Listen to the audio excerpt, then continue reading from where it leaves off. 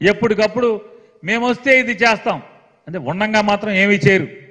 చంద్రబాబు నాయుడు కానీ చంద్రబాబు నాయుడు గారు తోడు పవన్ కళ్యాణ్ కానీ వాళ్ళకి అధికారం ఉన్నప్పుడు మాత్రం ఏమీ చేయరు రాష్ట్రానికి ప్రజలకి.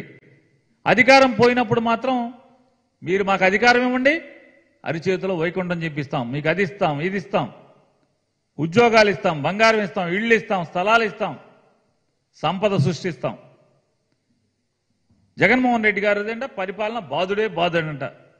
నిత్యావసర సరుకులు ధరం ఆకాశాన్ని అంటుతున్నాయంట.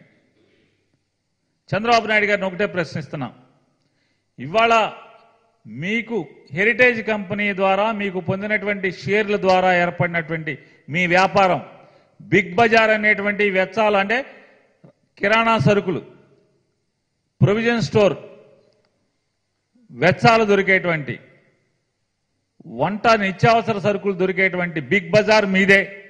మీకు మీ భార్య గారికి మీ కొడుకు గారికి మీ కోడల గారికి మీ మనవడ గారికి వాటాలు ఉన్న సంస్థ బిగ్ బజార్.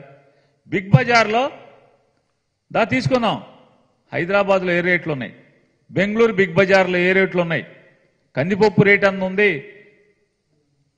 చెనక్కాయ నూనె రేట్ ఎంత ఉంది, విజయవాడలో చెనక్కాయ నూనె రేట్ ఎంత ఉంది, కందిపప్పు రేట్ ఎంత ఉంది, బియ్యం రేట్ ఎంత ఉన్నాయి, మీ బిగ్ బజార్లను చూద్దాం.